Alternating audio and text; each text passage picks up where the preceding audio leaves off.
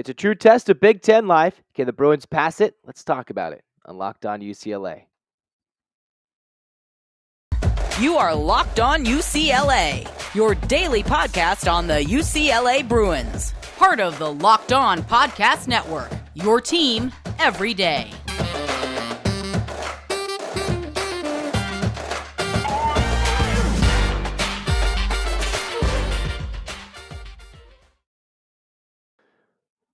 Hey everybody, it's Zach Anderson-Yoxsimer, your favorite host, diehard UCLA fan, and D1 play-by-play broadcaster. Thanks for tuning in to Locked On UCLA. It's free wherever you get your podcast, and it's available on YouTube. Like, comment, and subscribe. In the meantime, thanks for making it your first listen each and every day. Just know that this episode is brought to you by Omaha Steaks, a gift from the heart and a gift that will be remembered with every unforgettable bite. Just order with complete confidence today. Just know that you're ordering the very best. OmahaSteaks.com. Use the promo code Locked On, extra $30 off your order. All right, let's rock and roll here with Locked On UCLA today. No football news of note, so we're talking hoops and the UC Regents because that is the big thing today. UCLA moving to the Big Ten, what it looks like to go across the country to play Maryland, and will it actually be blocked? Well, we'll talk about all those things today with Locked On UCLA. First, most importantly, it's the basketball game. Everybody's been waiting for the Bruins to get a true test since that weekend in Vegas in the Continental Tire main event where UCLA lost to Illinois in Baylor. So for the third time this season, UCLA gets to take on a ranked opponent, this time against the Maryland Terrapins, and the Terps take them on in their home arena, which can be rocking out in College Park. So can the Bruins win a true road game that isn't Stanford? Mind you, you couldn't have two polar opposites, right? For the most part in your road games, you have Stanford, the least energetic atmosphere one could have in a Power 6 conference, arguably, right? When it comes to fan bases.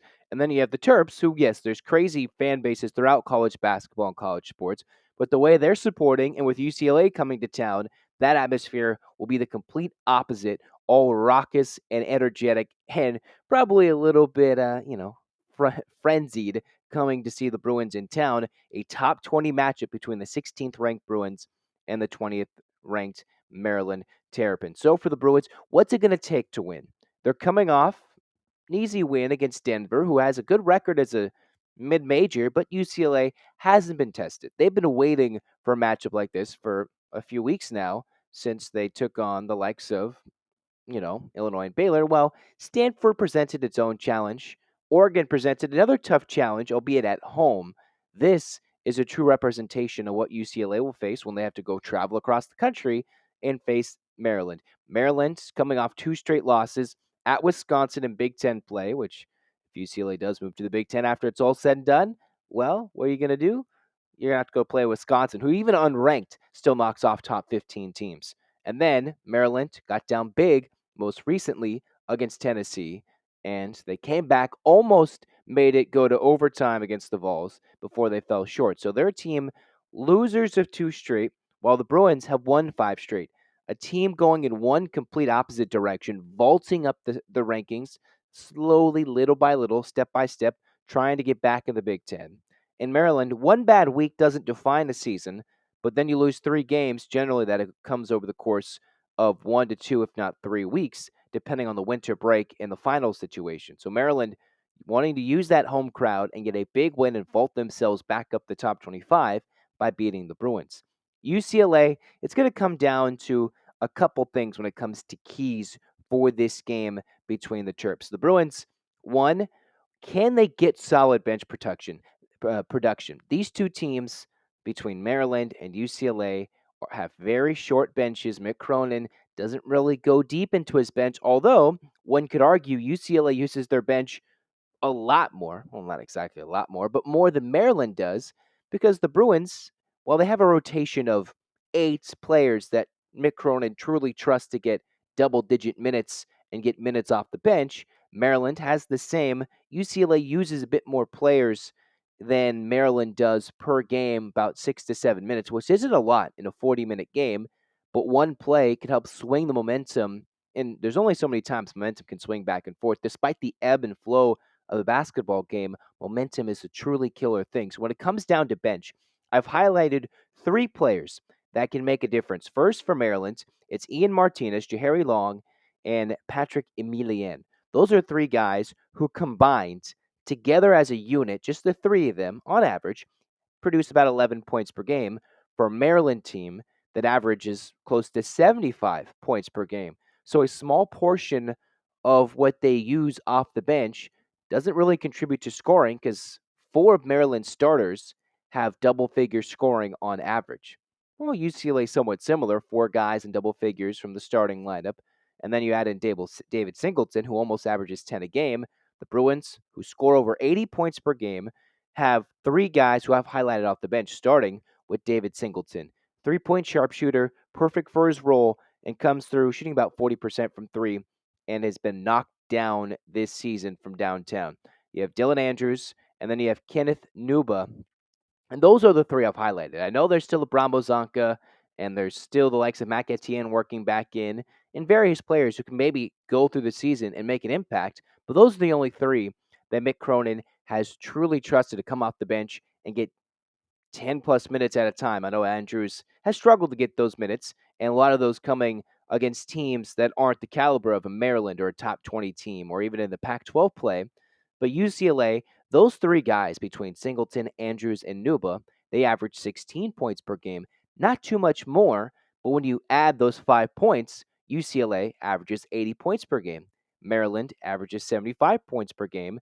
And their three biggest contributors off the bench, the gap there is 5 points, which is what could be the difference in a game as highly anticipated one could get for a Wednesday night, other than the Kentucky game come Saturday, as UCLA has a late tip against Maryland, 6 p.m. Pacific. So the one thing is bench production. Which bench will be more productive to winning this game and sending the Bruins forward into the weekend with a win as they look to sweep the Terps and the Wildcats this week? So the bench production will be key. UCLA, I would say at the moment, has the edge. Ironically, right? You would think the Bruins wouldn't have an edge mostly in any game when it comes to bench production. Singleton's a nice weapon.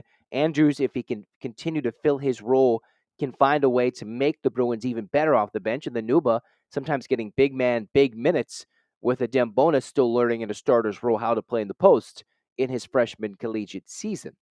UCLA, they have the edge in the bench, but if Maryland takes advantage, and those are the guys, the unsung heroes, guys who can make plays, get 8 points when they're not expected to get 8, 7, 10 points in a game, that can be the 4 or 5 point swing in a game that could be decided very close, especially for the Bruins on the road. So that's key number one, and we'll get to another one when we come back after I tell you about Omaha Steaks, right? You want to be a gift giving hero on the holidays?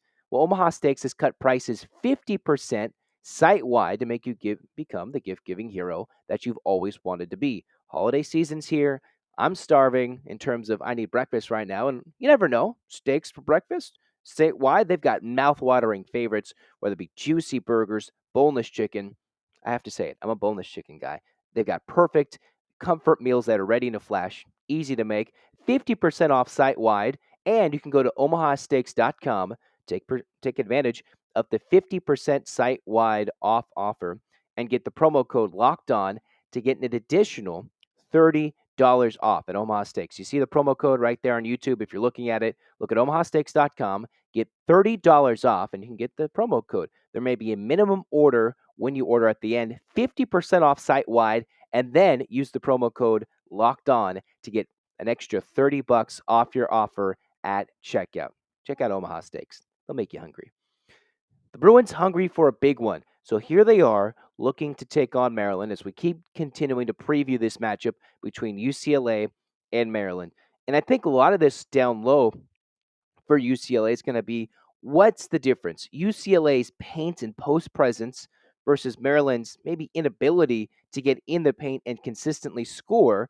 And while the 3-point margins aren't that different in terms of made threes per game, percentages aren't widely off. This isn't a Maryland team who hits about 40% of their threes, but largely a team that can score isn't as effective in the paint as Mick Cronin's bunch is, scoring 50% in the game, 50% from the field. Again, when they put up 70 plus points against Denver, 50 plus points of those points for UCLA came in the paint. So it's going to come down to Maryland denying UCLA in the paint and forcing them to take jump shots. And for UCLA, it's going to come down to playing good defense on the wings. And if they allow Maryland to drive and get a lot of presence in the paint and outscore them in the paint, it'll be a long night moving forward. Maryland, on average, about 7 made threes per game at a 31% clip. UCLA, not much different when it comes to shooting from downtown, about 36% on 6 made threes, but Maryland takes more and makes, on average, just about a half a three more per game if you really get down to the nitty gritty. In the end, these are two teams that are pretty gritty defensively at times, and they know what it takes to score a lot of points. In the end, it comes down to UCLA. Against the two top 25 teams they played back in Vegas, they gave up about 80 points per game. Mick Cronin was frustrated with the defense. Frustrated. Called out the returners. Said, all right, the freshmen don't know. But since he called them out, Amari Bailey's played a lot better. Everybody's played a lot better. And the Bruins came out, beat Pepperdine by 50 in that first game back. And then they've won 5 straight. So a team that is building and building for this moment here, it's going to come down to paint presence versus three-point shooting. What's going to be prevalent here tonight? Is Maryland going to shoot a lot of threes from the wing? Will they pack it in? What is the strategy from the other side, and how can UCLA counter it in a game where, when they saw really good competition early in the season, UCLA, one, coughed it up, as Mick Cronin loves to say, fatigued bodies late in games, and both these teams will have fatigued players with very shortened rotations. 8, if not 7 players for both teams will be used tonight exclusively, getting about 10, 15, 20 minutes, and UCLA riding those starters, generally about 30 minutes per game, between Bona and Singleton and all those guys weaving in and out at the end of that 5th spot on the floor. UCLA needs to find a way to get a couple of transition threes, but make sure they don't allow Maryland to shoot lights out from downtown. Maryland and UCLA, they've gone different ways, but here the Bruins are looking to not give up a bunch of points. Maryland didn't score that many points in the last couple of games that they played in their losses for a team that averaged close to 76 points per game. What did they do in the last 2 games against Wisconsin on the road and Tennessee in a neutral site? They scored 59 points against Wisconsin and 53 points against Tennessee. And Wisconsin now, I believe, in the top 25. So this is a team. Maryland has scored a lot of points, for the most part, against some lower competition. Their biggest win was one beating Illinois, who UCLA lost to by 9 on a neutral floor, and beating Miami, who is 10-1, and their only loss was to Maryland by 18, also on a neutral floor. So in the end, this comes down to what Mick Cronin has said, and it comes to how can his players build. Again, going back to segment 1, the bench. How can players get guys like Tiger Campbell off the floor and get him rest to be a lot more refreshed later in games? And fresher legs can lead to maybe more points, better defense, whatever it is. It's going to come down to defense. If UCLA plays defense, they're probably going to win this game, because Maryland, despite their rowdy home environment, as they are 5-0 this season, if they come out and they score less than 70, even less than 60, UCLA will win this game. If they come out and they feel the crowd, they feel the energy, and they hit 8, 10 threes, maybe get into double figures, then UCLA is in trouble, and they better have brought their shot, because otherwise this one might be up and down, back and forth. It depends on the flow of the game, and can UCLA play good defense against a Maryland team that can sometimes shoot well, but the most recent game against Tennessee, they had to crawl back down 17 points at halftime. Maryland overall against Tennessee shot 28% and 33% from downtown, going 7 of 21. And most importantly, excuse me, I kind of got that wrong there, 32% from the field, 8% from downtown. Kind of mixed it up. So Maryland, who is 8% from the three-point line, 2 of 24, while they shot 32% from the floor. So this is a team that was ice cold against the Vols and still found a way in it. But again, you can't expect Maryland to be that ice cold from downtown. But if they're not shooting it well, UCLA will have a significant advantage going forward into this one. One player to look out for, Maryland, they've got a guy who can really bang it down low in the paint. Julian Reese for Maryland leads the team in rebounds, a physical presence in the paint. Can UCLA negate and nullify his paint presence? UCLA when it came down to coming back and beating Oregon in that come from behind effort in their second Pac 12 game, a lot of it came down to second chance points and putting it back in on offensive rebounds. That can be the case against Maryland, but if Reese and the Terps are grabbing rebounds relentlessly and UCLA misses, that can hurt UCLA's chances to get those second chance points with the Bruins rebounding at the clip they do and shooting at the clip they do. So those are a couple of keys and one player to look out for Maryland.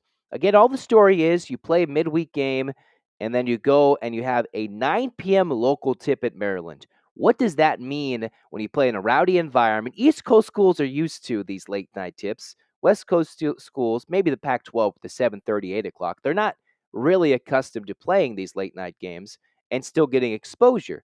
So, what does this mean for the student athlete who has to go across the country for a full week? They're not in class for the most part from Tuesday to Sunday, albeit this is late December and finals should have pretty much been wrapped up for just about almost every university, whether you're a semester or a quarter system, by this point. Some schools still in session, but if this is a game that happens in the middle of February when you're in the Big Ten, what does that look like? Is that even going to happen? Well, what we're going to talk about this final segment is talk about, all right, what does that look like? Are the Bruins going to the Big Ten? Will the UC Regents meet? And can you bet on it?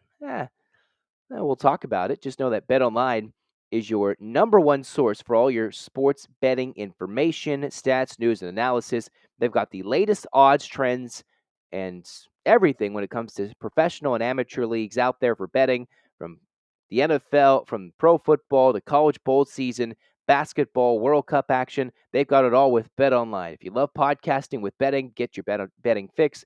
BetOnline has it as well. The fastest and easiest way to get your betting information. Head to the website today. Just look at BetOnline with your mobile device and just get more info. BetOnline, where the game starts, where it starts. All right, wrapping things up. We've talked about already with Locked On UCLA in the early stages of the YouTube channel days of Locked On UCLA. The first couple of episodes dealt with the Big Ten media rights deal, which is why UCLA specifically is pretty much going to the Big Ten. The amount of money to overcome the six, or whatever, how many, 9-figure debt for UCLA and just try to overcome the bad deal with Under Armour. They got a little bit back with the Nike Jordan brand deal, but then finding ways to pick up pieces and be more relevant with nationally exposed games like playing in the Big Ten. The money deal, the media rights deal was important. And then the Regents, which have been giving out little bit pieces and hints here and there, they don't like it. They're just mad UCLA didn't want to tell them. And even though they delegated authority to the universities, UCLA made that move happen, and that they've been trying to grab pieces of information, how it'll affect the UCs, how it'll affect student athlete health on UCLA players and student athletes throughout all sports, not just football. Mind you, it's easy to play in Big Ten football traveling wise because you fly and you come back when it comes to a football game. You fly, you come back, it's easy. It's the other sports, mostly throughout the rest of the school, that will be largely more affected than just, say, the football team, and even more so than the basketball team. So the UC Regents meet the same night that UCLA goes to play a future Big Ten school and future Big Ten opponent in Maryland, who joined in 2014, who already is an odd Big Ten school, being on the East Coast. As the East Coast meets West Coast, the Bruins go east, and then they go to Kentucky. And what does it look like to go to the East and play Rutgers and Maryland in one road trip in the middle of a school year? That doesn't include a winter break. Well, that's what the UC Regents have been deciding and looking to fall out. Here are the three ways that this Regents meeting could go and what could happen for UCLA in the fallout. One, the simplest, easiest way for this all to come out with the official vote in the meeting that's been delayed already about 3 to 4 weeks by the Regents and their committees. It comes down to this. They can just not block UCLA. They could just grit their teeth, through their teeth, say, go. Just go. We'll be frustrated, and they're gonna maybe try and put something in place to stop other schools from doing this, or they'll try and maybe put more structure on this going forward, but they'll put UCLA and say, you can go to the Big Ten despite all of the backlash from Bill Walton and other people. They say, all right, it makes more sense. You can go. There will be no problem with it. That's the easiest scenario. Not exactly sure that the easiest scenario will come in play, but most importantly, it comes down to you go to the Big Ten and there's no reparations for it. Two, the craziest scenario, and I'm not entirely sure that this is the case either, they step out and they veto this bad boy and they block it and say, no, no, no, you're not going to the Big Ten whatsoever, and they deny it, which is what some people want from the UCLA fan base. Some other schools from the Pac 12, George Kliavkoff wants this so desperately, the Pac 12 commissioner, to keep that LA market as the Pac 12, which still has not renegotiated its upcoming Pac 12 media rights deal for those contracts and TV contracts. And if UCLA is not in it, despite all the Deion Sanders and prime time and everything, it's a huge loss to other UC schools such as Cal, which brings us up to point C. The Regents already released the reports. And if you haven't read them, one of the biggest focal points was how much that Cal would lose because UCLA moves would hurt the UC system in Cal because of that revenue. Stanford's a private school, USC's a private school. Stanford not going to, they could go independent. It is what it is. But Cal and UCLA tied so close together, public universities, UCs, you could argue back and forth between, as they use their mottos, best public university in the world, California, whatever it is. Back and forth, they're intertwined because of the UC system and their long-standing football rivalry going back and forth, playing one another. The UCLA USC versus Stanford and Cal, SoCal versus NorCal rivalry just goes back to tradition.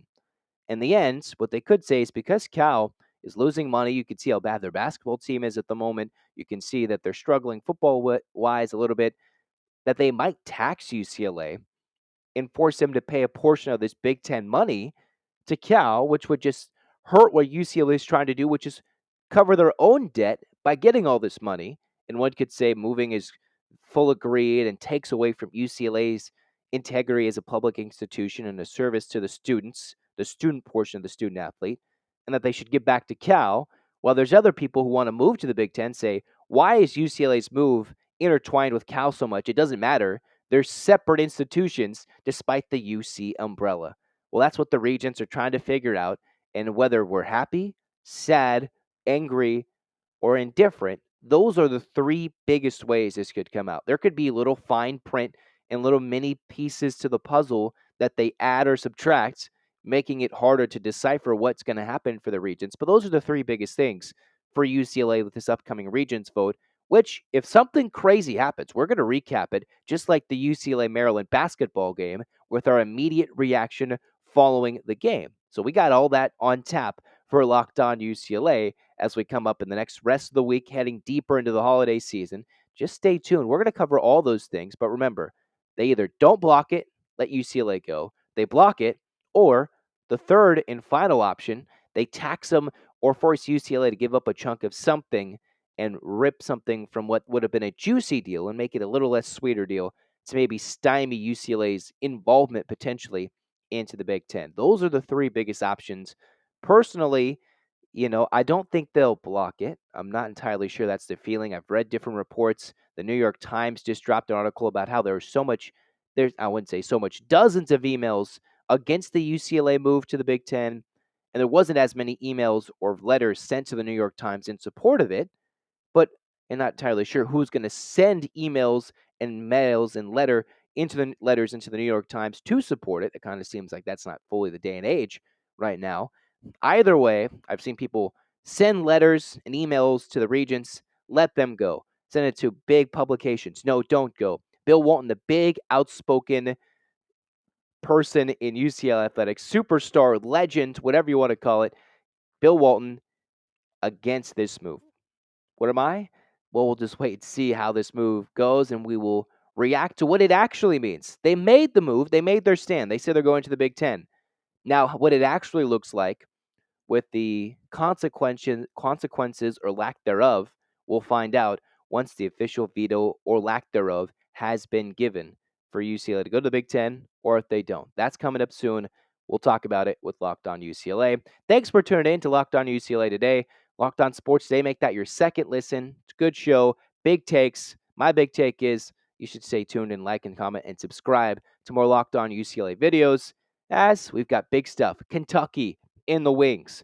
football bowl game news. Recruiting news is going to pick up as those portal products will commit more and more, and maybe UCLA can flip Dante to LA, right? UCLA, Dante Moore. Who knows? All of that with Locked On UCLA. Thanks for tuning in. It's A clap time, everybody. As we say, 1, 2, 3, 4, 5, 6, 7, 8, UCLA. UCLA, fight, fight, fights. Zach Anderson-Yoxsimer signing off. This has been Locked On UCLA. Go Bruins.